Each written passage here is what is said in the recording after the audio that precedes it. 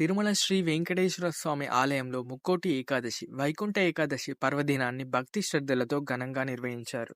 మంగళవారం తెల్లవారుజామున 1 గంటల 30 నిమిషాలకు స్వామివారి ఆలయంలోని వైకుంఠ ద్వారం ఉత్తర ద్వారాన్ని అర్చకులు సాంప్రదాయ వేద మంత్రాలతో తెరిచారు. ఈ పవిత్ర ఘట్టాన్ని దర్శించుకునేందుకు భక్తులు భారీ సంఖ్యలో తిరుమలకు తరలివచ్చారు. వైకుంఠ ద్వార దర్శనం కోసం ఉత్తర ద్వారం వద్ద భక్తులు పోటెత్తడంతో ఆలయ ప్రాంగణం భక్తులతో కిటకిటలాడింది.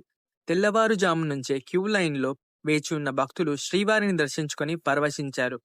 ఈ పర్వదినం సందర్భంగా తెలంగాణ ముఖ్యమంత్రి రేవంత్ రెడ్డి గారు కుటుంబ సభ్యులతో కలిసి తిరుమల చేరుకొని శ్రీ వెంకటేశ్వర స్వామిని దర్శించుకున్నారు.